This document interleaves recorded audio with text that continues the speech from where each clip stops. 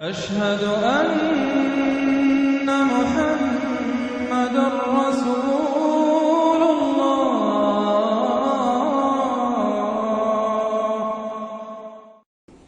سورۃ الفتح تمہیدی باتیں میں پہلے عرض کر چکا ہوں۔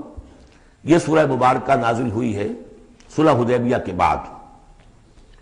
اس کی جو تاریخی پس منظر ہے صرف یہ چند جملے کفایت کریں گے۔ سن 5 میں غزوہ احزاب کے بعد یہ حضور نے صحابہ سے کہہ دیا تھا کہ اب قریش میں وہ دم نہیں رہا کہ اب دوبارہ وہ تم پر چڑھ کر آئیں اور حملہ کریں۔ لن تغزوکم قریش بعد عامکم ھذا ولکنکم تغزونہم۔ اب انیشیٹو تمہاری طرف سے ہوگا۔ وہ انیشیٹو حضور نے لیا ہے سن 6 میں۔ آپ نے عمرے کا احرام باندھا اور آپ کے ساتھ 1400، عام طور پر زیادہ بیان ہوتا ہے لیکن بعض روایات میں 1800 صحابہ احرام باندھ کر چلے کہ ہم عمرہ کرنے جا رہے ہیں۔ یہ گویا کہ ایک ٹیسٹ تھا کہ اب قریش کرتے کیا ہیں۔ آپ احرام کے لیے اپنی منزل بے منزل کرتے ہوئے پہنچ گئے حدیبیہ تک، وہی جگہ جہاں پر کہ پھر صلح ہوئی۔ ادھر قریش کے لیے جو ہے ان کی جان پر بن گئی۔ پہلی بات تو یہ کہ ان کی روایات کے خلاف تھا کہ کوئی آئے عمرے کی نیت سے اور ان کو روک دے، یہ عرب کی روایت نہیں تھی۔ دوسرے یہ کہ اب اگر آنے دیتے ہیں اور مسلمان دندناتے ہوئے آئیں اس شہر کے اندر عمرہ کریں تو گویا کہ ان کی شکست ہو گئی۔ تو وہاں پر جو بھی ہوا تفصیلات کا تو موقع نہیں ہے۔ ایک طرف تو وہ تلے ہوئے تھے کہ جنگ کریں گے، اور جب حضرت عثمان کو حضور نے بھیجا ہے کچھ سلسلہ جنبانی کے لیے، وہاں ان کو روک لیا گیا، خبر مشہور ہو گئی کہ انہیں شہید کر دیا گیا۔ پھر حضور نے بیعت لی، وہ بیعت علی الموت کہلاتی ہے، بیعت علی لا نفر یا بیعت علی الموت، اور اس کا نام ہے بیعت رضوان۔ ایک درخت کے نیچے آپ تشریف فرما ہوئے اور سب نے آ کر آپ سے بیعت کی کہ اب یہاں جانے دے دیں گے اپنی، سب ہم یہاں پر مرنے کے لیے تیار ہیں، جانے قربان کر دیں گے، یہاں سے واپس نہیں جائیں گے۔ جب وہاں یہ خبریں پہنچی اور انہوں نے کچھ اور اندازہ کر لیا تھا کہ یہ تو بڑے سرفرے لوگ معلوم ہو رہے ہیں، ان میں سے کوئی جو ہے بھاگنے والا نظر نہیں آتا یہاں سے، تو پھر یہ ہے کہ وہ مجبور ہو گئے کہ اب کچھ صلح کریں۔ پھر صلح ہوئی، صلح حدیبیہ، لیکن وہ بڑی ان ایکول صلح تھی، اس میں مسلمانوں کے لیے ہیوملیشن تھی، اس لیے کہ یہ طے کر لیا گیا اس میں کہ اگر کوئی مسلمان مدینے سے واپس آئے مکے تو اسے مکے والے واپس نہیں کریں گے، لیکن اگر کوئی مکے سے مدینے جائے گا تو واپس کرنا ہوگا۔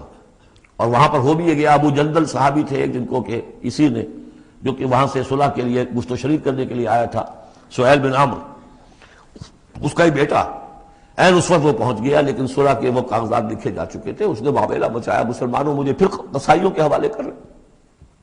حضور نے فرمایا کہ اب ابو جندل تم صبر کرو، جو وعدہ ہم کر چکے ہیں ہمیں اس کی پابندی کرنی ہے۔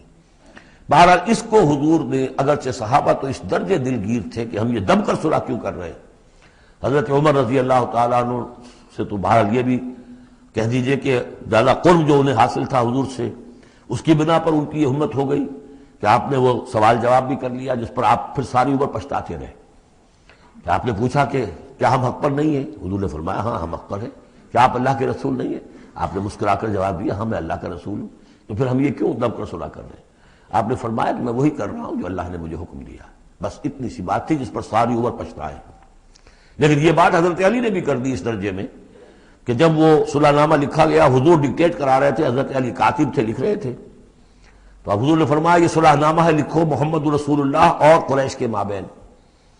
وہ سہیل بن عمرو نے اعتراض کر دیا کہ نہیں، یہ اگر ہم اس میں لکھیں گے ظاہر بات ہے صلح نامے پر تو دونوں فریقوں کے دستخط ہوتے ہیں، تو میں دستخط کروں گا تو میں تو آپ کو اللہ کا رسول نہیں مانتا، ورنہ اس عبارت کی روح سے جب اس کے نیچے میرا بھی دستخط آئیں گے تو گویا میں نے مان لیا۔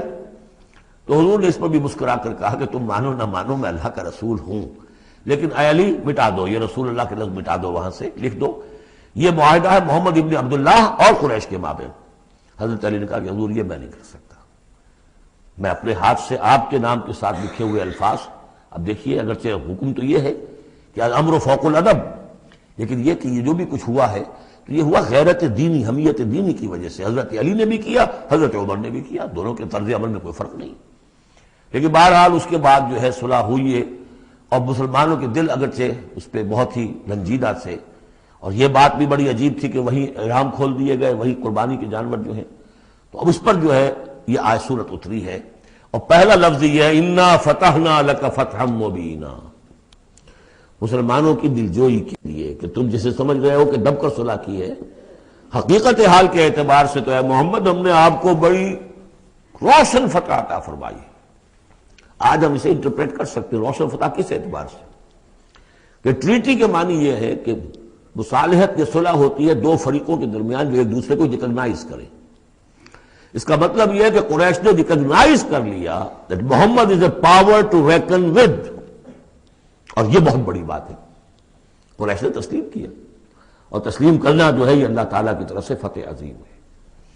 انا فتحنا لك فتحا مبینا لیغفر لك اللہ ما تقدم من ذنبك وما تاخر۔ اب دیکھیے یہ ذنب کا لفظ یہاں پہ دوبارہ آ گیا تاکہ اللہ تعالیٰ بخش دے آپ کو جو پچھلے ہوئی آپ کی کوئی کوتاہیاں یا گناہ یا جو بعد میں ہوئی، وَيُتِمَّ نِعْمَتَهُ جو پیچھے رہے گناہ ان کو بھی بخش دے، وَيُتِمَّ نِعْمَتَهُ عَلَيْكَ اور تاکہ اللہ تعالیٰ اپنی نعمت کا اتمام فرما دے آپ پر، وَيَهْدِيَكَ صِرَاطًا مُسْتَقِيمًا اور آپ کو ہدایت دے سیدھے راہ کی طرف۔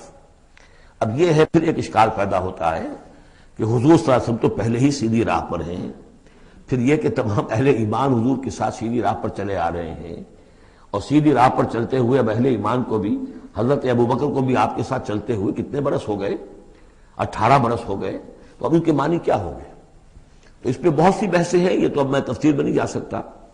میری توجہ وہی ہے جو میں اس سے پہلے سورہ محمد میں کر چکا ہوں ضم کی، کہ یہ جو جد و جہد ہوئی ہے اس میں اگر کہیں کوئی خامی کوتاہی کسی کی طرف سے ہوئی ہے، چاہے وہ کسی اور مسلمان کی طرف سے ہوئی ہے، صاحب ایمان کی طرف سے ہوئی ہے، غلطی ہوئی ہے، خطا ہوئی ہے، ان سب کی اب اللہ تعالیٰ تلافی فرما دے گا۔ یہ فتح مبین جو ہے وہ ان سب کو کور کر جائے گی، اور یہدیہ کا صراط مستقیم، اب آپ کی یہ جد و جہد بالکل سیدھی تیر کی طرح اپنے ہدف کی طرف بڑھے گی۔ اب اس میں کوئی جو ہے تزلزل نہیں ہوگا، بلکہ آپ کی یہ جد و جہد، اللہ کے دین کی اقامت کی جد و جہد اور اللہ کی حکومت قائم کرنے کی جد و جہد جو ہے سیدھی اپنے ہدف کی طرف بڑھتی چلی جائے گی۔ چنانچہ یتم نعمتہ وہ تو ہم پڑھ چکے ہیں، الیوم اکملت لکم دینکم واتممت علیکم نعمتی ورضیت لکم الاسلام دینا۔ تو دین کا اتمام ایک تو اس شکل میں کہ قرآن میں دین مکمل ہو جائے، شریعت پوری ہو گئی، لیکن اس سے تکمیل نہیں ہوتی اس معنی میں جب تک اس کی ایک عملی ڈیمانسٹریشن بھی مکمل نہ ہو۔ عملی ڈیمانسٹریشن مکمل ہوتی ہے جب اللہ کی حکومت بالفعل قائم ہو جائے۔ تو اتمام نعمت جو ہے وہ صرف کتاب کے اندر اس شریعت کا پورا بیان ہو جانا اور نظام کا آ جانا، اس سے وہ اتمام تمام و کمال نہیں ہوتا جب تک کہ اس کی ایک نشانی، اس کا ایک نمونہ جو ہے، اس کی ایک صورت لوگوں کے سامنے نہ آ جائے، آئیڈیل فارم اس کی جو ہے وہ سامنے نہ آ جائے، اس کا نمونہ سامنے آ جائے۔ تو اس کے لیے ضروری ہے کہ اب یہ جد و جہد آپ کی جو ہے سیدھی اب تیز رفتاری کے ساتھ اپنے اصل ہدف یعنی اظہار دین لیظہرہ علی الدین کلہ، اور یہ آیت آ جائے گی اس سورہ مبارکہ کے آخر میں بھی کہ ہم نے بھیجا ہی آپ کو ہے محمد اس لیے ہے کہ آپ اللہ کے دین کو غالب کریں۔ تو وہ اللہ کے دین کے غلبے کی جد و جہد اب تیر کی طرح سیدھی جائے گی۔ اللہ نے ساری اگلی پچھلی اگر کوئی اس میں کمیاں کوتاہیاں رہ گئی ہیں کسی کی طرف سے آپ کے ساتھیوں میں سے، ان سب کی تلافی کے لیے یہ فتح مبین آپ کو عطا کر دی۔ وَيَنْصُرَكَ اللَّهُ نَصْرًا عَزِيزًا، اور اللہ آپ کی مدد کرے گا ایسی مدد کہ جس کے لیے کوئی شکست نہ ہو، بڑی زبردست مدد۔ هُوَ الَّذِي أَنزَلَ السَّكِينَةَ فِي قُلُوبِ الْمُؤْمِنِينَ لِيَزْدَادُوا إِيمَانًا مَعَ إِيمَانِهِمْ، وہی ہے کہ جس نے اہل ایمان کے دلوں میں سکینت نازل کر دی تاکہ ان کے ایمان میں اور اضافہ ہو جائے، تاکہ وہ اور اضافہ کر لیں اپنے ایمان میں، جتنا ایمان ہے اس سے اور بڑھ کر۔ وَلِلَّهِ جُنُودُ السَّمَاوَاتِ وَالْأَرْضِ۔ اب ظاہر بات ہے کہ اس میں ایک تو کیفیت یہ تھی کہ جو انہیں سکون حاصل تھا کہ وہ تیار تھے سب اپنی جانیں دینے کے لیے، اس کے لیے بھی ایک سکون قلب کے اندر اللہ تعالیٰ نے ان کے پیدا کیا تھا، تبھی تو وہ اس کے لیے آمادہ ہوئے۔ پھر یہ کہ ان کے اندر نظم اور ضبط کا یہ عالم کہ کوئی ایک شخص بھی حق میں نہیں تھا کہ یہ صلح یہاں اس وقت ہو، لیکن محمد رسول اللہ ان کی اطاعت، اس کا سب سے بڑا ٹیسٹ وہاں ہوا ہے۔ اور یہ بات جو میں کہہ رہا ہوں شاید بعض حضرات کو عجیب لگی، کوئی ایک شخص بھی نہیں تھا اس کے حق میں۔ اس کی دلیل کیا ہے؟ اس کی دلیل یہ ہے کہ جب حضور نے جب صلح ہو گئی مکمل، آپ نے فرمایا مسلمان اٹھو، احرام کھول دو اور یہی قربانیاں دے دو۔ کوئی نہیں اٹھا، ایک بھی نہیں اٹھا۔ دوسری مرتبہ کہا آپ نے اٹھو بھائی، اب ہو گیا بات، بس جو ہو گئی، اب یہی احرام کھول دو، کوئی نہیں اٹھا۔ تیسری دفعہ کوئی نہیں اٹھا۔ آپ دلگیر ہو کر، دل گرفتہ ہو کر اپنے خیمے میں چلے گئے۔ ام سلمہ رضی اللہ تعالیٰ عنہ ام المومنین آپ کے ساتھ تھی، ان سے جا کر کہا میں نے 3 مرتبہ مسلمانوں سے کہا ہے کہ اٹھو اور احرام کھول دو، کوئی نہیں اٹھ رہا۔ انہوں نے کہا، مشورہ دیا کہ آپ کسی سے کچھ نہ کہیں، اپنی زبان سے کچھ نہ کہیں، آپ اپنا احرام کھول دیجیے، بس آپ آئے باہر، آپ نے قربانی دی، احرام کھول دیا، اس پر اب سب اٹھ گئے۔ یعنی اصل میں وہ سب کے سب منتظر تھے کہ کیا حضور ہمارا امتحان لے رہے ہیں، یہ کوئی ٹیسٹ ہو رہا ہے، کیا ہو رہا ہے، یا حالت منتظرات شاید کوئی نئی صورت پیدا ہو جائے، شاید حالات بدل جائیں۔ لیکن ان کے لیے یہ بڑی انہونی سی بات تھی کہ عمرے کی نیت کر کے ہم نے احرام باندھا ہوا، یہاں کیسے کھول دے رہا ہوں۔ لیکن بہرحال وہ صرف ایک توقف جو تھا وہ اسی درجے میں تھا کہ شاید کوئی نئی صورت پیدا ہو جائے، لیکن اس سے ظاہر ہو رہا ہے کہ سب کے دل جو ہیں وہ اس صلح کے حق میں نہیں تھے۔ وہ تو چاہ رہے تھے کہ اب ہمیں موقع ملے اور ہم یہاں جنگ ہو اور اللہ کے دین کو ہم غالب کریں۔ هو الذي انزل السکینۃ فی قلوب المؤمنین لیزدادوا ایمانا مع ایمانہم وللہ جنود السماوات والارض، اور تمام آسمانوں اور زمین کے لشکر تو اللہ ہی کے ہیں۔ وکان اللہ علیما حکیما، اللہ سب کو جاننے والا اور کمال حکمت والا ہے۔ لیدخل المؤمنین والمؤمنات جنات تجری من تحتها الانہار خالدین فیہا، تاکہ وہ داخل کرے اہل ایمان مردوں اور عورتوں کو ان باغات میں جن کے دامن میں ندیاں بہتی ہوں گی، جن میں وہ ہمیشہ ہمیشہ رہیں گے۔ ویکفر عنہم سیئاتہم، اور دور کر دے ان سے ان کی برائیوں کو۔ وکان ذلک عند اللہ فوزا عظیما، اور یقیناً یہی شے ہے اللہ کے نزدیک بڑی کامیابی۔ وَيُعَذِّبُ الْمُنَافِقِينَ وَالْمُنَافِقَاتِ وَالْمُشْرِكِينَ وَالْمُشْرِكَاتِ الظَّانِّينَ بِاللَّهِ ظَنَّ السَّوْءِ، یہ الفاظ بہت مشابہ ہیں سورہ احزاب کی آخری آیات کے، اور سورہ احزاب جو ہے آپ کو معلوم ہے سن 5 میں نازل ہوئی، اور یہ سن 6 میں نازل ہو رہی ہے، تو زمانہ جو ہے قریب کا ہے۔ اور اللہ سزا دے اور عذاب دے منافق مردوں اور منافق عورتوں کو، اور مشرک مردوں اور مشرک عورتوں کو، کہ جو اللہ کے بارے میں بہت برے گمان رکھتے ہیں۔ علیہم دائرۃ السوء، اصل میں تو ان کے اوپر ہے مسلط برائی کا دائرہ۔ وغضب اللہ علیہم، اور اللہ غضبناک ہوا ہے ان پر۔ ولعنہم، اللہ نے ان پر لعنت فرمائی ہے۔ وعد لہم جہنم، اور ان کے لیے تیار کیا ہوا جہنم کو وسعت مصیرا، اور وہ بہت بری جگہ ہے لوٹنے کی۔ وللہ جنود السماوات والارض، آسمان اور زمین کے لشکر کل کے کل اللہ ہی کے اختیار میں ہے۔ وکان اللہ عزیزا حکیما، اللہ زبردست ہے اور حکیم ہے۔ پہلے آیا تھا علیما حکیما، اب عزیزا حکیما۔ انا ارسلناک شاہدا ومبشرا ونذیرا، اے نبی ہم نے بھیجا ہے آپ کو شاہد بنا کر، وہی شاہد، گواہی دینے والا۔ یہاں اپنے قول اور اپنے عمل سے اللہ کے دین کی گواہی دی۔ قیامت میں کھڑے ہو کر عدالت میں پروزیکیوشن وٹنس کی حیثیت سے کہیں گے اے اللہ تیرا دین جو مجھ تک آیا تھا میں نے پہنچا دیا تھا، اب یہ ان کے ذمے ہے۔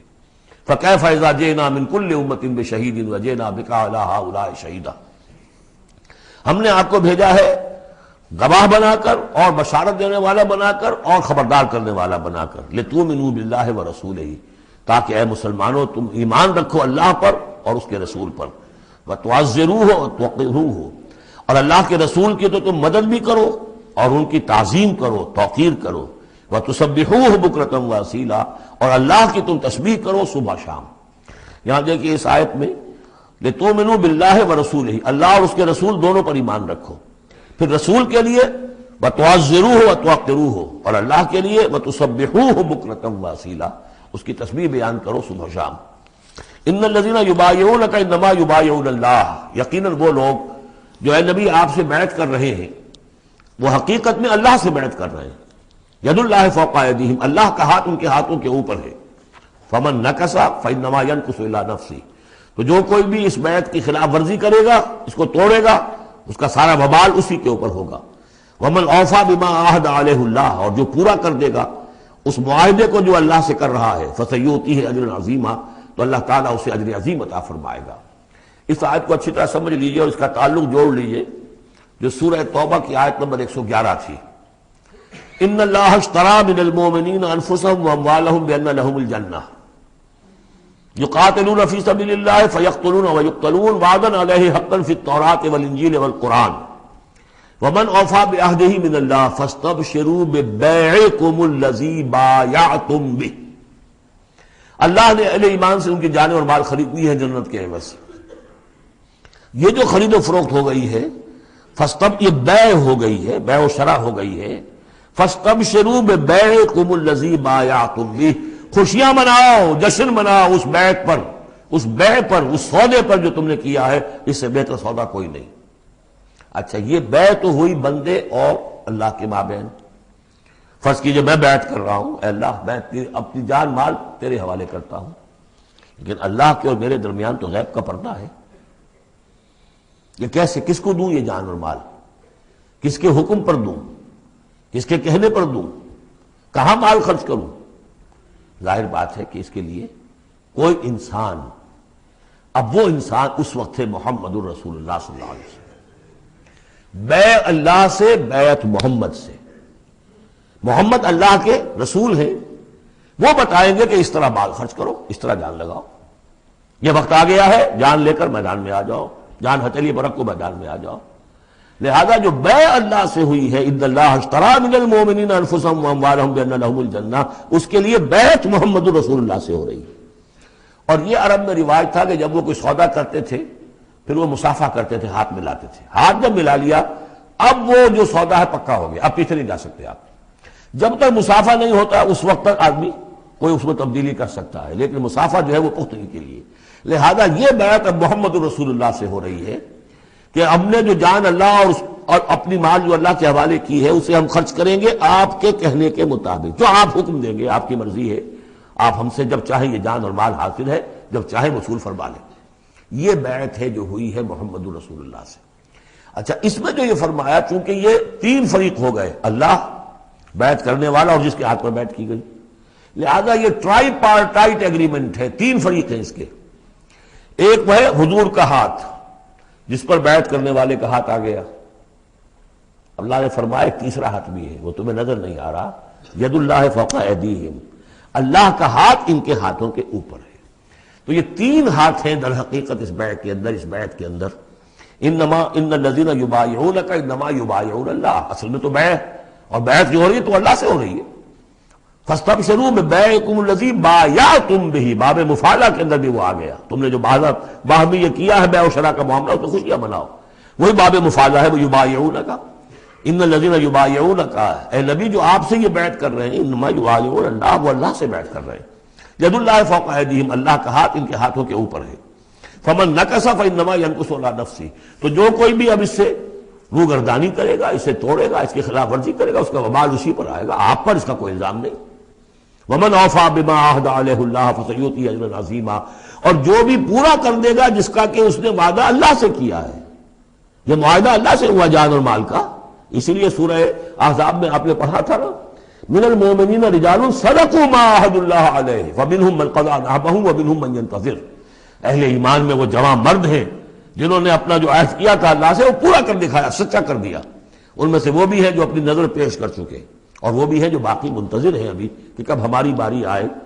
وبال دوش ہے سر جان ناتواں پہ، مگر لگا رکھا ہے تیرے خنجر و ثنا کے لیے، اے اللہ ہم لیے پھر رہے اس سر کو کہ کب تیری راہ میں کٹے اور ہم فارغ ہو جائیں، سمک دوش ہو جائیں، ہمارے کندھے سمک ہو جائیں، ہلکے ہو جائیں، سمک دوش، کندھا ہلکا ہو جائے۔ یہ سر کا بوجھ ہم لگائے ہوئے ہیں اپنے سر پر کہ کب تیری طرف سے حکم آئے ہم اپنے سر کٹوائیں اور ہم فارغ ہوں۔ اب اسی کو سمجھ لیجئے کہ حضور کے بعد یہ بیعت کس سے ہوگی؟ جو بھی کوئی داعی اللہ اب کھڑا ہو اللہ کے نام کے، نبی تو نہیں ہوگا، ہوگا امتی۔ اطاعت اس کی ہوگی اللہ اور اس کے رسول کی اطاعت کے نیچے نیچے، اس کے دائرے کے اندر، مستقل بذات اطاعت اس کی نہیں ہوگی۔ لیکن یہ کہ بہرحال اب بھی ضرورت ہوگی کہ کوئی جماعت ہو، کوئی جمعیت ہو، کوئی طاقت ہو، ایک فرد سے جو ہے اکیلا چنا بھاڑ نہیں پھوڑ سکتا۔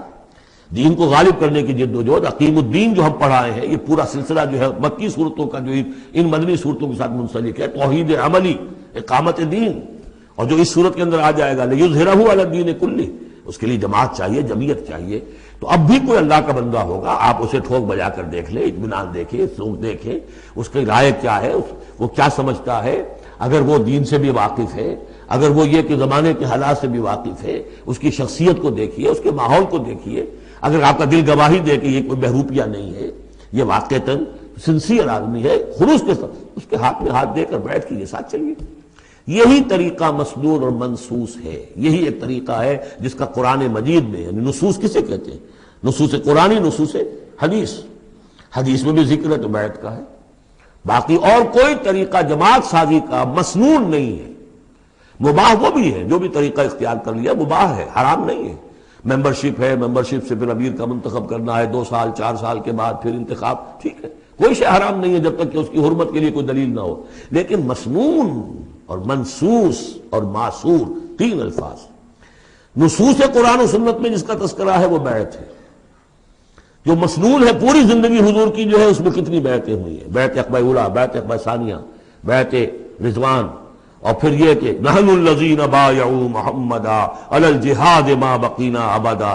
جب غزوہ احزاب میں جب وہ خندق کھودی جا رہی تھی تو یہ شعر پڑھ رہے تھے صحابہ کرام، ہم ہیں وہ لوگ کہ جنہوں نے محمد سے بیعت کی ہے جہاد کی، اب یہ جہاد جاری رہے گا جب تک جان میں جان ہے. یہ ہے ساری زندگی میں آپ کی بیعت کا نظام تھا. اس کے بعد خلافت ہوئی تو بیعت پر ہوئی، حضرت ابو بکر سے بیعت، عمر سے بیعت، مشورہ علیحدہ بات ہے، جب طے ہو گیا کہ اب یہ ہو گیا تو بیعت. پھر خلافت میں کچھ غلط رخ پیدا ہو رہا تھا، حضرت حسین رضی اللہ تعالی عنہ اور حضرت عبداللہ ابن زبیر رضی اللہ تعالی عنہما یہ کھڑے ہوئے تو جنہوں نے جمعیت بنائی بیعت کی بنیاد پر بنائی. یہ دوسری بات ہے کہ جو کوفی تھے انہوں نے جو بیعت کی تھی حضرت حسین سے وہ توڑ دی انہوں نے. فمن نکث فانما ينکث علی نفسہ. اس کے بعد ہمارے ہاں اگر کوئی سلسلہ بنا ہے ارشاد کا، تزکیہ نفس کا، صوفیاء کا، وہ بھی بیعت. بادشاہ ہوتے تھے تو بیعت. پچھلی صدی میں جتنے جہاد ہوئے، ہمارے ہاں سب سے بڑا جہاد ہوا پچھلی صدی کا، 19ویں صدی عیسوی کا، سید احمد بریلوی رحمۃ اللہ علیہ اور شاہ اسماعیل شہید رحمۃ اللہ علیہ، ان لوگوں کا جو بیعت کی بنیاد پر جماعت تھی، کوئی اور بنیاد جماعت سازی کی نہیں تھی. مہدی سوڈانی نے جہاد کیا انگریزوں کے خلاف بیعت کی بنیاد پر، سنوسی نے جہاد کیا اطالویوں کے خلاف بیعت کی بنیاد پر. تو یہ بیعت کا لفظ جو یہاں آیا ہے اس کو اچھی طرح سمجھ لیجیے. یہ جان لیجئے کہ یہ جو دوسرا رکوع ہے اس سورہ مبارکہ کا، اور اس کے بعد تیسرا رکوع اور چوتھا رکوع جو ہے، ان میں بھی تقدیم و تاخیر ہے. یہ جو پہلے رکوع کا مضمون ہے یہ جا کر ملے گا اب تیسرے کے ساتھ، اور بعد میں یہ نازل ہوا ہے کہ یہ جو دوسرے رکوع میں آیتیں آ رہی ہیں. سَيَقُولُ لَكَ الْمُخَلَّفُونَ مِنَ الْأَعْرَابِ شَغَلَتْنَا أَمْوَالُنَا وَأَهْلُونَا. جب حضور واپس پہنچ گئے اور یہ غزوہ جو بیعت رضوان ہو گئی اور پھر صلح حدیبیہ ہو گئی، پھر آپ واپس پہنچے تو جاتے ہوئے گویا کہ ان سے کہا جا رہا ہے حضور سے، جیسے کہ غزوہ تبوک سے واپسی پر جو آیات نازل ہوئی وہ ہم سورہ توبہ میں پڑھ چکے ہیں. ان قریب کہیں گے وہ لوگ جو پیچھے رہ جانے والے تھے، من الاعراب، اعراب میں سے، شغلتنا اموالنا واہلونا. حضور نے عام اعلان کروایا تھا، فرض نہیں تھا، سب کے لیے لازم نہیں تھا، عمرے کے لیے چلنے کے لیے کہا تھا چلے، جتنے لوگ چل سکتے ہیں چلے. تو اب آئیں گے یہ وہ اعراب جو ہے بادیہ نشین، اور وہ کہیں گے حضور ہم مشغول رہے اپنے اموال میں، اپنے ڈھور ڈنگر کی دیکھ بھال میں، اپنے اہل و عیال میں، ہم آپ کے ساتھ نہیں جا سکے، فاستغفر لنا، تو ہمارے لیے استغفار کیجئے. یقولون بألسنتہم ما لیس فی قلوبہم. یہ لوگ اپنے منہوں سے وہ کچھ کہہ رہے ہیں اپنی زبانوں سے، ان کے دلوں میں نہیں ہے، دلوں میں کچھ اور ہے. یہ منافقوں کا تذکرہ ہو رہا ہے اعراب میں سے. قل فمن یملک لکم من اللہ شیئا ان اراد بکم ضرا او اراد بکم نفعا. ان سے کہیے کہ اگر اللہ تعالیٰ نے تمہارے لیے کوئی بھی اگر ضرر کا فیصلہ کیا تھا تو، اور اگر خیر کا فیصلہ کیا تھا تو کون سی چیز روک سکتی ہے؟ من یملک لکم من اللہ شیئا، کون ہے وہ کہ جو اختیار رکھتا ہو تمہارے بارے میں اللہ کی طرف سے کچھ بھی، اگر اس نے ارادہ کیا ہو ضرر کا. یعنی اگر کوئی خرابی ہونی تھی تو کیا تمہارے یہاں ہونے کی وجہ سے رک جانی تھی؟ یا اگر خیر کوئی آنا تھا تو تمہاری غیر موجودگی میں نہیں آ سکتا تھا؟ یعنی پیچھے رہ جانا چاہیے باغیدار، کیوں رہ گئے؟ اگر کوئی خیر آنا تھا تو تمہاری غیر موجودگی میں بھی آ سکتا ہے، کوئی شر آنا تھا وہ تمہاری موجودگی میں بھی آ سکتا ہے. تو جب تمہاری موجودگی اور ناموجودگی اللہ کے اعتبار سے تو بالکل برابر ہے، تو تمہارا یہ بہانہ تراشنا جو ہے یہ صحیح نہیں ہے. بل کان اللہ بما تعملون خبیرا، بلکہ تم جو کچھ کرتے رہے ہو اللہ اس سے باخبر ہے. وہ کیا ہے؟ اب ان کے دل کی بات اللہ تعالیٰ، ان کے دل میں جو چور تھا. بل ظننتم، تمہیں یہ گمان ہو گیا تھا، ان لن ينقلب الرسول والمؤمنون الى اہلہم ابدا. ان کو یہ گمان ہوا کہ ان کا تو معلوم ہوتا ہے کہ واقعتاً کوئی دماغ خراب ہو گیا مسلمانوں کا، قریش پر چڑھائی کر کے جا رہے ہیں. قریش، یہ تو سمجھیے کہ ان کے لیے ابھی تک عرب میں جو ان کی حیثیت تھی قریش کی، وہ سمجھتے تھے کہ اب تو یہ موت کے منہ میں جا رہے ہیں، اب یہ واپس ان میں سے کوئی آنے والا نہیں ہے. بل ظننتم، تم نے یہ گمان کیا تھا، ان لن ينقلب الرسول والمؤمنون الى اہلہم ابدا، کہ اب واپس آئیں گے ہی نہیں رسول اور اہل ایمان اپنے گھر والوں کی طرف. وَزُيِّنَ ذَلِكَ فِي قُلُوبِكُمْ، اور یہ تمہارے دلوں میں کھما دی گئی بات. وَظَنَنْتُمْ ظَنَّ السَّوْءِ، اور تم نے بہت برا گمان کیا. وَكُنْتُمْ قَوْمًا بُورًا، اور تم ہو ہی تباہ ہونے والے لوگ. یہ منافقین اعراب کا تذکرہ ہو رہا ہے، اور یہ کب ہو رہا ہے؟ سن 6 میں. سن 2 کے اندر جو معاملہ تھا وہ بھی ہم دیکھ چکے ہیں. وہ جو سورہ محمد کے اندر آیا معاملہ، جبکہ ابھی یہ مرحلہ شروع ہو رہا تھا، ابھی قتال کا سلسلہ شروع ہونے والا تھا، اس وقت بھی ان کے دلوں میں صلح جوئی، امن سے کام کرو، صلح سے کام کرو، یہ خامخواہ جو ہے یہ اس طرح کی مہم جوئی مناسب نہیں ہے، اس وقت ان کا یہ خیال تھا۔ وَمَن لَّمْ يُؤْمِن بِاللَّهِ وَرَسُولِهِ فَإِنَّا أَعْتَدْنَا لِلْكَافِرِينَ سَعِيرًا، اور جو کوئی اللہ اور اس کے رسول پر ایمان نہ رکھے تو اللہ تعالیٰ نے ایسے کافروں کے لیے تو جہنم تیار کر رکھی ہے۔ وَلِلَّهِ مُلْكُ السَّمَاوَاتِ وَالْأَرْضِ يَغْفِرُ لِمَن يَشَاءُ، اور اللہ آسمانوں اور زمین کی بادشاہی اللہ ہی کے لیے ہے، وہ بخشتا ہے جس کو چاہتا ہے، وَيُعَذِّبُ مَن يَشَاءُ، اور عذاب دے گا جس کو چاہے گا، وَكَانَ اللَّهُ غَفُورًا رَحِيمًا، اور اللہ تعالیٰ غفور الرحیم ہے۔ سَيَقُولُ الْمُخَلَّفُونَ إِذَا انطَلَقْتُمْ إِلَىٰ مَغَانِمَ لِتَأْخُذُوهَا، اب یہ نوٹ کر لیجئے تاریخی اعتبار سے کہ اس کے فوراً بعد جو ہے اگلے ہی سال حضور نے، اب جب کہ قریش سے صلح ہو گئی تو آپ یکسو ہو گئے، ادھر سے کوئی حملہ اب نہیں ہوگا، تو آپ نے اپنی پوری طاقت لے کر خیبر پر حملہ کیا، جو گڑھ بن گیا تھا یہودیوں کا، جو بنو قینقاع اور بنو نذیر نکالے گئے تھے، جا کے وہیں آباد ہو گئے تھے، پہلے سے بھی وہاں پر وہ بڑا گڑھ تھا، ان کے بڑے قلعے تھے، بڑے یعنی فورٹیفائڈ، اور وہاں پر سارا وہ اب حضور نے ان کی جو ہے سرکوبی کی۔ جب حضور خیبر کی طرف جا رہے تھے، اب ان کا ہم بھی چلتے ہیں آپ کے ساتھ، اس لیے انہیں یقین تھا کہ فتح ہوگی اور مال غنیمت آئے گا۔ سَيَقُولُ الْمُخَلَّفُونَ إِذَا انطَلَقْتُمْ إِلَىٰ مَغَانِمَ، اور اے مسلمانوں جب تم اب جاؤ گے غنیمت حاصل کرنے کے لیے، یعنی اب جو غزوہ خیبر کی طرف جو پیش قدمی کرو گے، تو یہی لوگ جو پہلے پیچھے رہ گئے تھے وہ یہ کہیں گے ضرورنا نتبعکم، ہم بھی آپ کے ساتھ چلیں، اجازت دیجیے۔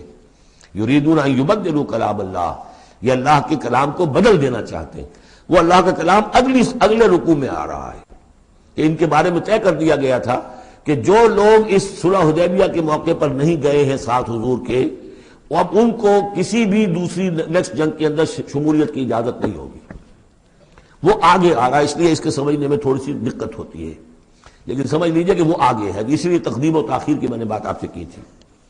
یریدون ان یبدلوا کلام اللہ، یہ چاہتے ہیں کہ اللہ کے کلام کو تبدیل کر دیں، اللہ کے حکم کو بدل دیں۔ قل لن تتبعونا، کہہ دیجئے کہ نہیں اب تم ہمارے ساتھ نہیں جاؤ گے، کذالکم قال اللہ من قبل، یہ بات اللہ تعالیٰ پہلے ہی کہہ چکا ہے پہلے، اور اس صورت میں آ رہا ہے ذرا بعد میں۔ فسیقولون بل تحسدوننا، وہ کہیں گے یہ تو آپ لوگ حسد کر رہے ہیں ہم سے، آپ ہمیں ساتھ میں لے جانا چاہتے ہیں، جبکہ ہمیں اندازہ ہے کہ وہاں پہ غنیمتیں ملیں گی۔ بل کانوا لا یفقہون الا قلیلا، حقیقت یہ ہے کہ یہ فہم ہی نہیں رکھتے، تفقہ ہی نہیں رکھتے مگر بہت ہی تھوڑی۔ قل للمخلفین من الاعراب، یہ جو لوگ رہ گئے تھے پیچھے، یہ بدو لوگ، ان سے کہہ دیجئے ستدعون الی قوم اولی باس شدید، ان قریب پھر تمہیں بلایا جائے گا ایک ایسی قوم کی طرف، ایسے قوم کے مقابلے کی طرف جو بڑی طاقت والی ہوگی، تو قاتلونہم او یسلمون، یا تم ان سے قتال کرو گے یا وہ مسلمان ہوں گے اور یا وہ اطاعت قبول کریں گے۔ اس سے ہے اشارہ در حقیقت جو نیا سلسلہ جنگوں کا اب شروع ہونے والا تھا، اور وہ تھا سلطنت روما کے خلاف غزوہ موتا۔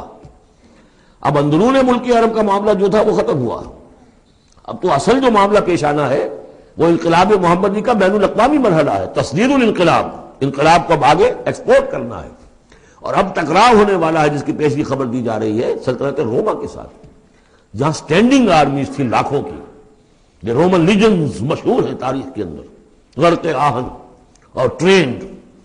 تو تمہیں بلایا جائے گا اس وقت، پھر تمہیں ایک موقع دے دیا جائے گا، ستدعون الی قوم اولی باس شدید تقاتلونہم او یسلمون، اور یہ اصل میں تین چیزیں آ گئیں وہی کہ اب جو بھی اس عرب سے باہر جو معاملہ ہوا ہے، یا تو وہ اسلام لے آئے یا وہ اطاعت قبول کر لیں، یہ دونوں یسلمون میں شکلیں ہو جائیں گی، اطاعت قبول کر لیں یا اسلام لے آئیں، یا پھر جنگ ہوگی۔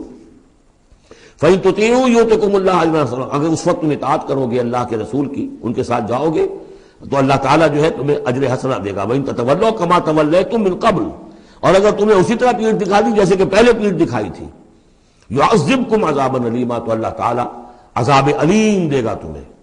لَيْسَ عَلَى الْأَعْمَىٰ حَرَجٌ، ہاں اگر کوئی اندھا ہے تو اس پر کوئی الزام نہیں ہے، کوئی تنگی نہیں ہے، وہ اگر نہیں گیا کوئی بات نہیں۔ وَلَا عَلَى الْأَعْرَجِ حَرَجٌ، نہ کوئی لنگڑا ہے تو اس کے لیے بھی نہیں ہے۔ وَلَا عَلَى الْمَرِيضِ حَرَجٌ، اسی طریقے سے کوئی بیمار ہے تو اس پر بھی کوئی اس کی باس پرس نہیں ہے۔ وَمَن يُطِعِ اللَّهَ وَرَسُولَهُ يُدْخِلْهُ جَنَّاتٍ تَجْرِي مِن تَحْتِهَا الْأَنْهَارُ، اور جو اللہ تعالیٰ اور اس کے رسول کی اطاعت کرے گا اللہ تعالیٰ اس کو داخل کرے گا ان باغات میں جن کے دامن میں ندیاں بہتی ہوں گی۔ وَمَن يَتَوَلَّى، اور جو کوئی پلٹ جائے پیٹھ موڑ لے، يُعَذِّبْهُ عَذَابًا عَلِيمًا، اللہ تعالیٰ اسے عذاب علیم دردناک عذاب دے گا۔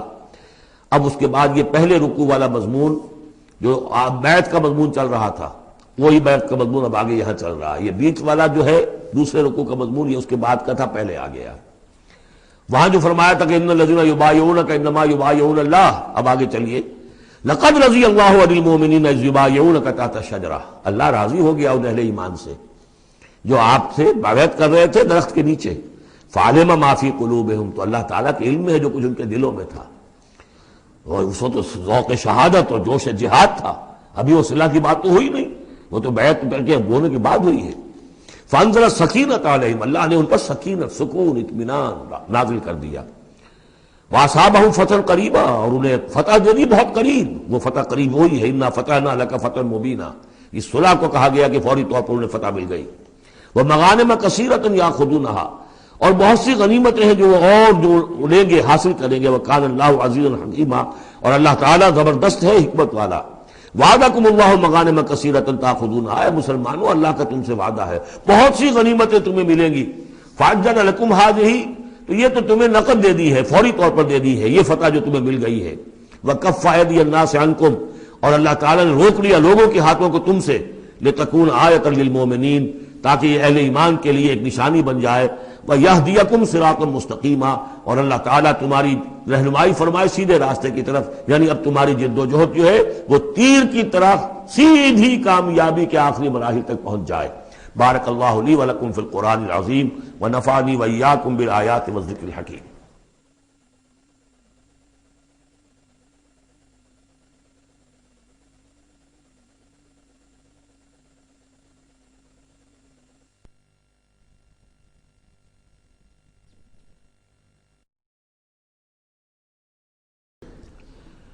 وعدکم اللہ مغانم کثیرۃ تاخذونھا، اللہ تعالیٰ نے اے مسلمانوں تم سے وعدہ کیا ہے بہت سی غنیمتوں کا جو تمہیں حاصل ہوں گی. فعجل لکم ہذہ، تو یہ تو اللہ نے فوری طور پر تمہیں عطا کر دی ہے، یعنی یہ فتح مبین. وکف ایدی الناس عنکم، اور لوگوں کے ہاتھ تمہاری جانب سے روک لیے. یعنی جنگ اگر ہوتی ظاہر بات ہے کہ قریش بھی پھر اگر اس میں اپنی قوت کا مظاہرہ کرتے تو کچھ نہ کچھ نقصان تو مسلمانوں کا بھی ہوتا. کف ایدی الناس عنکم، ان کے ہاتھ باندھ لیے اور روک لیے اللہ نے تم سے. وَلِتَكُونَ آیَةً لِّلْمُؤْمِنِينَ، اور تاکہ یہ اہل ایمان کے لیے ایک نشانی بن جائے. وَيَهْدِيَكُمْ صِرَاطًا مُسْتَقِيمًا، اور اللہ تعالیٰ اب تمہیں سیدھی راہ پر جو ہے گامزن کر دے. یعنی تمہاری جد و جہد کو، اجتماعی جو جد و جہد ہے تمہاری، اسے براہ راست تیر کی طرح سیدھا اب اس کے آخری ہدف اور منزل مقصود تک پہنچا دے. وَأُخْرَىٰ لَمْ تَقْدِرُوا عَلَيْهَا، اور کچھ اور بھی فتحیں ہیں جن کا ابھی تک تمہیں جس پر قدرت حاصل نہیں ہوئی ہے. قد احاط اللہ بہا، اللہ تعالیٰ ان کا بھی احاطہ کیے ہوئے ہے. یعنی یہ کہ اس کے فوراً بعد تمہیں ایک فتح ملے گی جو کہ خیبر کی ہوگی، کیونکہ یہ اس جو رکوع ہم نے دوسرا پڑھائے ہیں، تیسرا اس سے پہلے نازل ہوا ہے. اور یہ کہ پھر فتح مکہ ہونے والی ہے. اللہ تعالیٰ نے یہ تمام فتوحات جو اللہ کے تو علم میں ہے، اللہ کے نے ان کا احاطہ کیا ہوا ہے. وَقَالَ اللَّهُ عَلَىٰ كُلِّ شَيْءٍ قَدِيرٌ، اللہ ہر چیز پر قادر ہے. وَلَوْ قَاتَلَكُمُ الَّذِينَ كَفَرُوا لَوَلَّوُا الْأَدْبَارَ، اور اگر یہ کافر یعنی قریش مکہ تم سے جنگ کرتے تو لازماً پیٹ دکھا دیتے، پیٹ پھیر جاتے. ثُمَّ لَا يَجِدُونَ وَلِيًّا وَلَا نَصِيرًا، اور پھر نہ پاتے اپنے لیے کوئی حمایتی، کوئی مددگار. سنت اللہ التی قد خلت من قبل، یہ اللہ کی وہ سنت ہے، اس کا دستور ہے، اس کا قانون ہے کہ جو پہلے سے چلا آ رہا ہے. یعنی یہ کہ اللہ تعالیٰ اپنے رسولوں کی مدد کرتا ہے. تو اب رسول کے ساتھ اگر وہ جنگ پر آمادہ ہو گئے ہوتے تو یقیناً ان کو پیٹھ دکھانی پڑتی اور شکست ان کا مقدر بنتی. سنت اللہ التی قد خلت من قبل ولن تجد لسنت اللہ تبدیلا، اور نہیں پاؤ گے تم اللہ کی سنت اور اللہ کے دستور میں کوئی تبدیلی. وَهُوَ الَّذِي كَفَّ أَيْدِيَهُمْ عَنْكُمْ وَأَيْدِيَكُمْ عَنْهُمْ بِبَطْنِ مَكَّةَ، وہی ہے جس نے روک لیے ان کے ہاتھ تمہاری طرف بڑھنے سے اور تمہارے ہاتھ ان کی طرف بڑھنے سے. بِبَطْنِ مکہ، بیچ شہر مکے کے، یعنی مکے کی وادی میں اور مکے کے شہر میں اگر یہ جنگ ہوتی اور یہ خون ریزی ہوتی. مِن بَعْدِ أَنْ أَسْفَرَكُمْ عَلَيْهِمْ، اور یہ اللہ نے روک دیا اس کے بعد کہ اللہ نے تمہیں ان پر فتح دے دی تھی. یعنی کہ واقعتاً دل میں قریش شکست کھا چکے تھے، وہ سمجھ گئے تھے کہ ہمارے لیے مقابلہ ممکن نہیں ہے، ورنہ وہ صلح کبھی نہ کرتے. ان کے لیے تو یہ چیز گویا کہ بڑی موت سے بھی بڑھ کر جو تھی بھاری تھی کہ مسلمان جو ہے ان کے ساتھ ہم صلح کریں، انہیں تسلیم کر لیں، اور پھر یہ بھی طے کریں کہ اگلے سال آپ آئیے اور ہم 3 دن کے لیے یہ پورا مکہ خالی کر دیں گے، آپ یہاں جس طرح چاہے عمرہ کریں۔ یہ شرط بھی اس میں شامل تھی اگلے سال، لیکن اس سال آپ کو جانا پڑے گا، ہماری ناک جو ہے اتنی نہ کٹے کہ اسی سال آپ عمرہ کر لیں، لیکن یہ ہے کہ بہرحال آئندہ آپ آئیں گے۔ تو اس کے بعد کہ اللہ نے انہیں تمہیں ان پر فتح دے دی تھی، وَكَانَ اللَّهُ بِمَا تَعْمَلُونَ بَصِيرًا، اور جو کچھ تم کر رہے ہو اللہ اسے دیکھ رہا ہے۔ هُمُ الَّذِينَ كَفَرُوا وَصَدُّوكُمْ عَنِ الْمَسْجِدِ الْحَرَامِ، وہی لوگ ہیں، یعنی ان کے جرائم کا تذکرہ ہو رہا ہے جنہوں نے کفر کیا تو، اور تمہیں روکے رکھا مسجد حرام تک جانے سے، وَالْهَدْيَ مَعْكُوفًا أَن يَبْلُغَ مَحِلَّهُ، اور ہدی کے جو جانور لے کے گئے تھے مسلمان احرام کے ساتھ ساتھ، وہ ہدی کے جانور تھے کہ کعبے کے لیے نیاز کے یہ جانور ہیں، وہ رکے ہوئے تھے کہ وہ اپنی اصل جگہ پر یبلغ محلہ، کہ اس کا اصل مقام تو یہ تھا کہ کعبے جائیں، وہاں پر ان کا چڑھاوا چڑھایا جائے اور ان کی قربانی دی جائے، لیکن یہ کہ وہ رکے ہوئے تھے کہ وہاں تک نہیں پہنچ سکتے تھے۔ لیکن یہ اللہ نے کیوں ہاتھ روک لیے، ان کے ہاتھ تم سے، تمہارے ہاتھ ان سے کیوں روک لیے، جنگ کیوں نہیں ہونے دی، اس کی حکمت اب آ رہی ہے۔ وَلَوْلَا رِجَالٌ مُؤْمِنُونَ وَنِسَاءٌ مُؤْمِنَاتٌ، اگر نہ ہوتے مرد مومن اور عورتیں مومنات، لم تعلموہم، جنہیں تم نہیں جانتے تھے، ان تطؤوہم، اندیشہ تھا کہ تم انہیں بھی پیس ڈالتے۔ یعنی جب جنگ ہوتی ہے، بھٹی گرم ہو جاتی ہے، اس وقت تو تحقیق و تفتیش مشکل ہوتی ہے۔ اب وہ مسلمان کے جو ہجرت نہیں کر سکے، ان میں ضعفاء بھی تھے، ان میں مریض بھی تھے، ان میں عورتیں بھی تھیں جن کے لیے ممکن ہی نہیں تھا، جیسا کہ ہم سورہ نساء میں پڑھ چکے ہیں کہ جن کے لیے بالکل ممکن ہی نہیں تھا، اللہ تعالیٰ نے ان کو معاف کر دیا تھا، ہجرت نہیں کر رہے تب بھی اللہ ان سے معاوضہ نہیں کرے گا۔ تو اب وہ لوگ بھی موجود تھے مکے کے اندر، اب اگر یہ چکی چلتی تو پھر تو یہ پیس ڈالتی ان کو بھی۔ وَلَوْلَا رِجَالٌ مُؤْمِنُونَ وَنِسَاءٌ مُؤْمِنَاتٌ لَمْ تَعْلَمُوهُمْ أَن تَطَؤُوهُمْ، تم جانتے ہی نہیں تھے، ہو سکتا ہے کہ تم انہیں بھی کچل دیتے، فَتُصِيبَكُم مِّنْهُمْ مَعَرَّةٌ، اور ان کے معاملے میں پھر تم پر ایک الزام آ جاتا، بغیر علم، اس کے بغیر کہ تمہیں کوئی علم ہو، تمہاری بے خبری میں تم پر الزام آتا کہ ان اہل ایمان نے آ کر اپنے اہل ایمان ساتھیوں کو بھی قتل کر دیا۔ لِيُدْخِلَ اللَّهُ فِي رَحْمَتِهِ، اللہ نے اسی لیے روک دیا اس جنگ کو اس وقت اور تمہیں فتح دے دی صلح کی شکل میں، تاکہ اللہ تعالیٰ داخل کرے اللہ تعالیٰ اپنی رحمت میں جس کو چاہے۔ وَلَوْ تَزَيَّنُوا لَعَذَّبْنَا الَّذِينَ كَفَرُوا مِنْهُمْ عَذَابًا أَلِيمًا، اگر وہ علیحدہ ہو چکے ہوتے، یعنی مسلمان اہل ایمان مرد اور عورتیں جو ہیں جو ابھی تک مقیم ہیں یہاں پر، اگر وہ یہاں سے نکل چکے ہوتے، علیحدہ ہو چکے ہوتے، تو پھر باقی یہاں صرف کفار رہ گئے ہوتے، تو ہم اسی وقت لَعَذَّبْنَا الَّذِينَ كَفَرُوا مِنْهُمْ عَذَابًا أَلِيمًا، تو ان کافروں کو ہم ابھی وہ بدترین عذاب کا مزہ چکھا دیتے۔ اس جعل الذین کفروا فی قلوبہم الحمیۃ حمیۃ الجاہلیہ، جب کافروں نے اپنے دلوں کے اندر ایک حمیت جو ہے، ایک بڑی غیرت اور حمیت کا معاملہ، لیکن وہ حمیت جاہلی تھی کہ ہم لوگ، اور کیسے ممکن ہے کہ ہم انہیں یہاں پر عمرہ کرنے دیں، یہ لوگ کہ جو بے دین ہو گئے، ان کے اعتبار سے تو بے دین تھے، جو ہم اپنے آبا و اجداد کے دین کو چھوڑ گئے، تو وہ جو نسل پرستی اور قوم پرستی ان میں تھی، اور آبا پرستی تھی، اور اپنی روایت پرستی تھی، اس کے بنا پر حمیت جاہلیت ان کے دلوں کے اندر اتنی کوٹ کوٹ کر بھری ہوئی تھی۔ اس جعل الذین کفروا فی قلوبہم الحمیۃ حمیۃ الجاہلیہ، انہوں نے حمیت جاہلی کو اپنے دلوں کے اندر راسخ کر لیا تھا۔ فانزل اللہ سکینتہ علی رسولہ وعلی المؤمنین، تو اللہ تعالیٰ نے اپنا طرف سے سکون نازل فرما دیا اپنے رسول پر صلی اللہ علیہ وسلم اور اہل ایمان پر، وَأَلْزَمَهُمْ كَلِمَةَ التَّقْوَىٰ، اور اللہ تعالیٰ نے ان پر لازم کر دیا تقویٰ کی بات کو، یعنی اللہ تعالیٰ نے تقویٰ کو ان پر لازم کر دیا۔ وَكَانُوا أَحَقَّ بِهَا، یقیناً وہ تقویٰ کے زیادہ حقدار بھی ہیں، وَأَهْلَهَا، اور واقعتاً تقویٰ کے اہل ہیں، ان کے اندر تقویٰ موجود ہے۔ وَكَانَ اللَّهُ بِكُلِّ شَيْءٍ عَلِيمًا، اور یقیناً اللہ تعالیٰ ہر چیز کا علم رکھتا ہے۔ لَقَدْ صَدَقَ اللَّهُ رَسُولَهُ الرُّؤْيَا بِالْحَقِّ، اب ایک شبہ کا ازالہ ہو رہا ہے کہ کچھ لوگوں کو یہ خیال پیدا ہوا ہوگا کہ رسول کا تو خواب بھی سچا ہوتا ہے اور وہی کے درجے میں ہے۔ حضور نے ہمیں فرمایا تھا کہ میں نے خواب دیکھا ہے کہ ہم عمرہ کر رہے ہیں تو چلو، اور یہاں ہم عمرہ نہیں کر سکے تو رسول کا خواب جھوٹا ہو گیا۔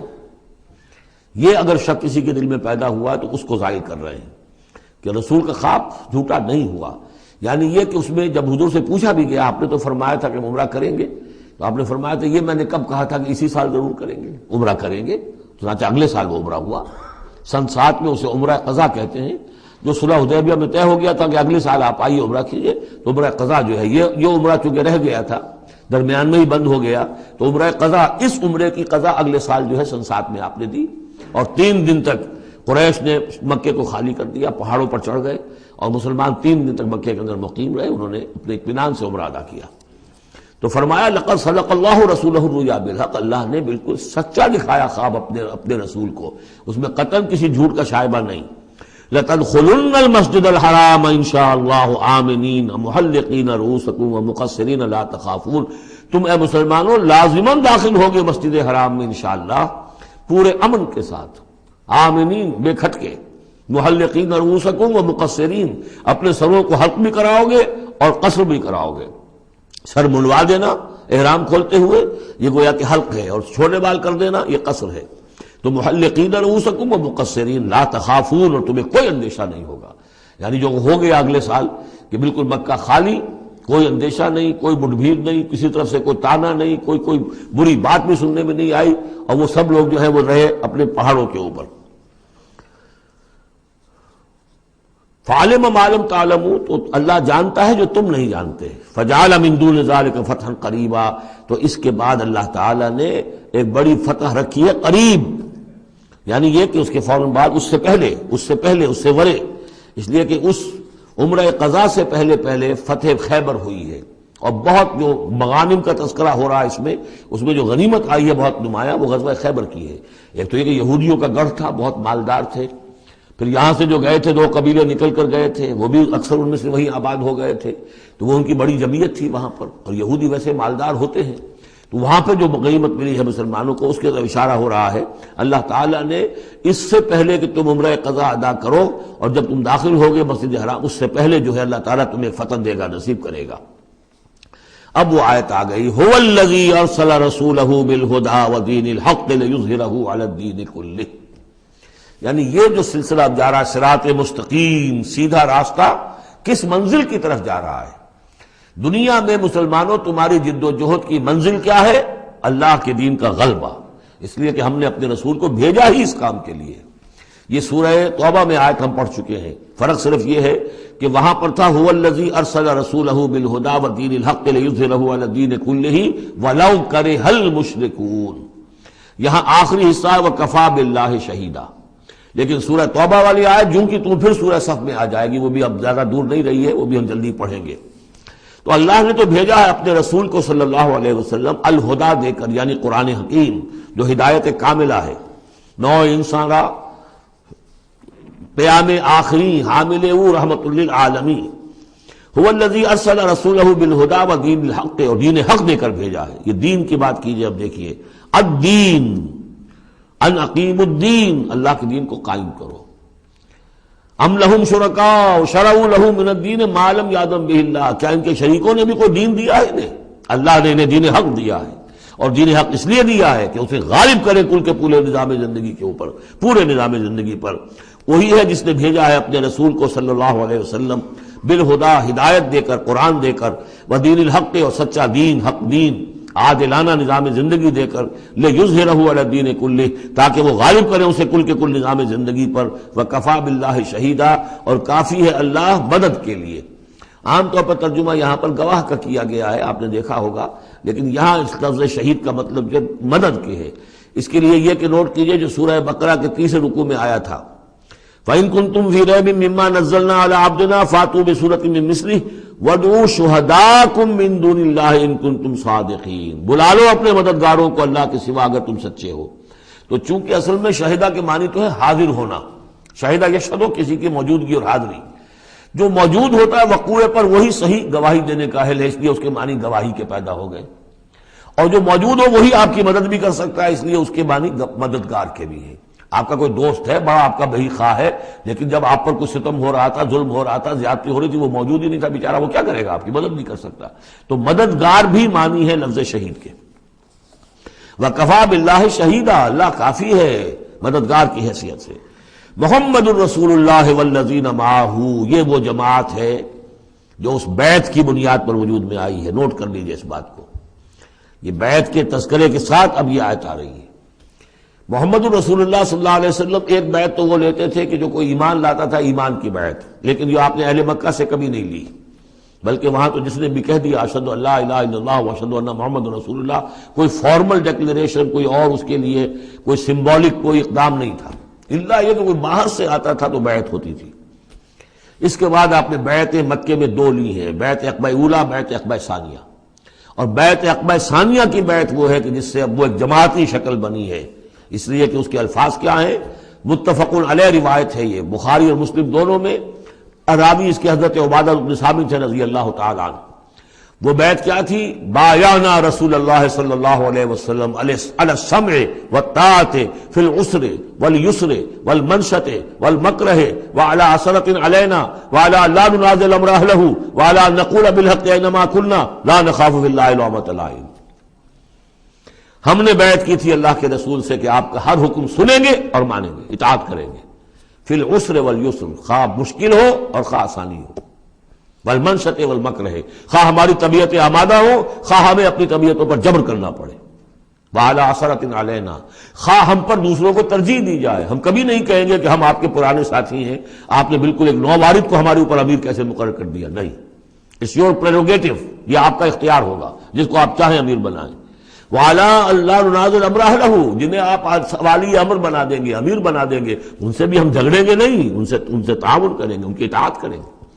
جیسے کہ ایک اور حدیث میں حضور نے فرمایا من اطاعنی فقد اطاع اللہ ومن عصانی فقد عصی اللہ، جس نے میری اطاعت کی اس نے اللہ کی اطاعت کی، اور جس نے میری نافرمانی کی اس نے اللہ کی نافرمانی کی۔ ومن اطاع امیری فقد اطاعنی، جس نے میرے مقرر کردہ امیر کی اطاعت کی اس نے میری اطاعت کی۔ ومن اطاع امیری فقد ومن عصی امیری فقد عصانی، جس نے میرے مقرر کردہ امیر کی نافرمانی کی اس نے میری نافرمانی کی۔ اب ظاہر بات ہے جب جماعتی زندگی ہوتی ہے تو ایک ہی امیر نہیں ہوتا، اب ایک فوج ہے، ایک سپہ سالار ہے، لیکن اور چھوٹے چھوٹے جو اس کے حصے ہیں، میمنہ پر کوئی اور ہے، میسرہ پر کوئی اور ہے، اب قلب پر کوئی اور ہے، چھوٹے چھوٹے کمانڈرز بھی تو ہیں، چھوٹی سی کمپنی ہے، پلاٹون ہے، پھر بٹالین ہے، بٹالین سے اوپر ریجیمنٹ ہے، ہر جگہ پر جو ہے اس کے جو آفیسرز موجود ہیں، جو کمانڈرز موجود ہیں، ان سب کا سلسلے وار سب اطاعت کا نظام اگر نہیں ہوگا تو وہ فوج کہاں ہوئی؟ اس طرح ایک جماعت ہے، ایک پورے ملک کے اندر جماعت ہے، اس کا امیر ہے، تو اس کے کئی صوبائی اس کی شاخیں اس کے امیر ہیں، تو یہ تو نظام اس طرح چلے گا۔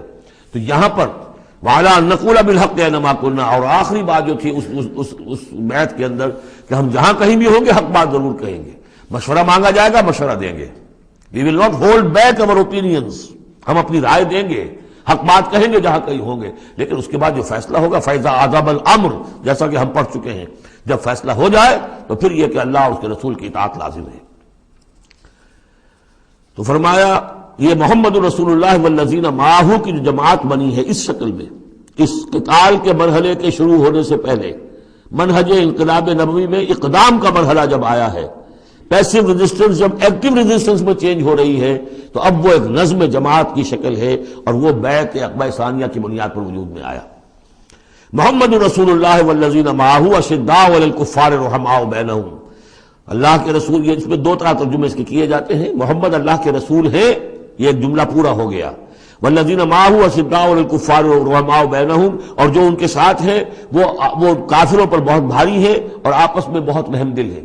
اور ایک ترجمہ یہ بھی ہے کہ محمد رسول اللہ والذین معہ، یہ سب مل کر مبتدا بنی، اللہ کے رسول محمد اور جو ان کے ساتھ ہیں ان سب کی شان یہ ہے کہ اشداء علی الکفار رحماء بینہم، وہ کفار کے حق میں بڑے سخت ہیں لیکن آپس میں بہت رحم دل ہے، رحیم ہے، شفیق ہے۔ یہ ہم پڑھ چکے ہیں سورہ مائدہ میں بھی، اذلۃ علی المؤمنین اعزۃ علی الکافرین، اہل ایمان کے حق میں وہ بہت ہی نرم خو ہو، حلقہ یاراں تو بریشم کی طرح نرم، رزم حق و باطل ہو تو فولاد ہے مومن۔ یہ شان جو ہے بندہ مومن کی قرآن مجید میں دو جگہ آئی ہے۔ تراہم رکعا سجدا یبتغون فضلا من اللہ ورضوانا، تم دیکھو گے ان کو کبھی سجدے میں گرے ہوئے ہوں گے اور کبھی رکوع کر رہے ہوں گے، وہ اپنے رب کے فضل کے متلاشی رہتے ہیں ہر دم ہر آن، اور اللہ کی رضا چاہتے ہیں۔ سیماہم فی وجوہہم من اثر السجود، اور ان کی جو نشانی ہے وہ ان کے چہروں میں جو اثرات پیدا ہوتے ہیں سجدے سے عام طور پر تو خیال یہ ہوتا ہے کہ یہی جو گھٹا پڑ جاتا ہے یہی سجدے کا نشان ہے، لیکن اس کے علاوہ بھی نمازیوں کے چہرے میں ان کی نماز کی ایک کیفیت ہوتی ہے، نورانیت ہوتی ہے کہ جو ان کے چہروں کے اندر موجود ہوتی ہے۔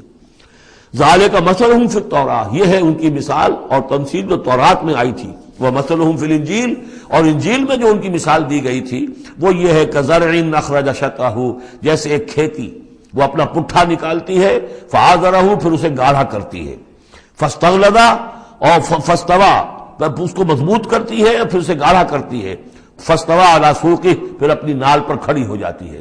چھوٹی سی کوئی کوپل پھوٹتی ہے، پھر وہ بڑھتی ہے، نرم سی ہے، پھر ذرا اس کا جو تنا بنتا ہے اس کے اوپر پھر کھڑی ہو جاتی ہے سیدھی۔ یہ جس طریقے سے درجہ بدرجہ یہ جو زراعت ہو رہی ہے، یہ کھیتی ہو رہی ہے، اس کا نتیجہ کیا نکلتا ہے؟ یعجب الزراع، جو زراعت کرنے والا ہے، جو کاشتکار ہے، اسے بڑی بھلی لگتی ہے۔ آیا آج دیکھا اپنی کھیتی کو اپج آئی ہے، نکل آئی ہے، اس کے بعد یہ کیا بڑھ رہی ہے، پک رہی ہے، اب کھیتی لہرا رہی ہے، اس کے اوپر سٹے آ گئے ہیں۔ یعجب الزراع لیغیظ بہم الکفار، تاکہ اس سے دل جلے کافروں کا۔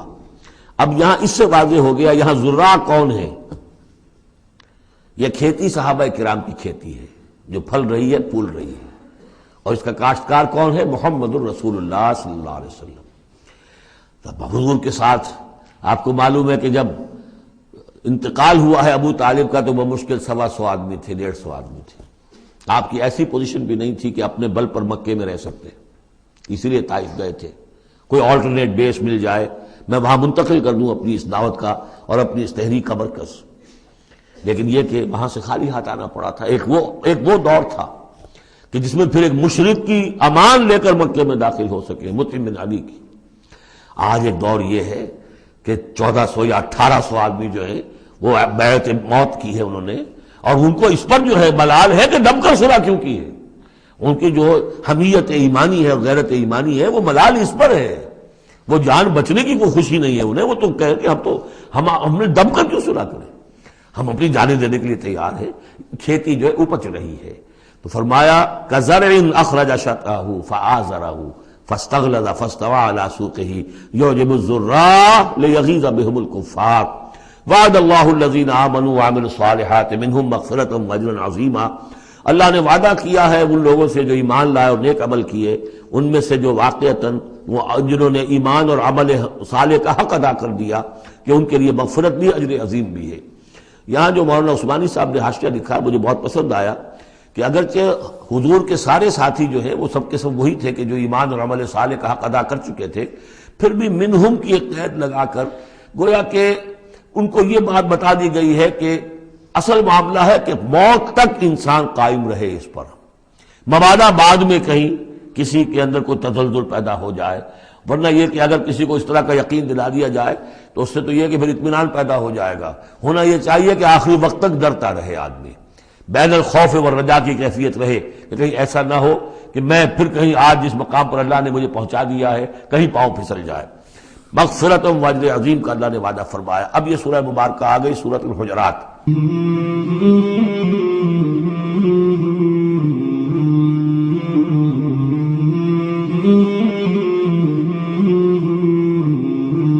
مولاي صل وسلم دائما ابدا على حبيبك خير الخلق كلهم مولاي صل وسلم دائما ابدا على حبيبك خير الخلق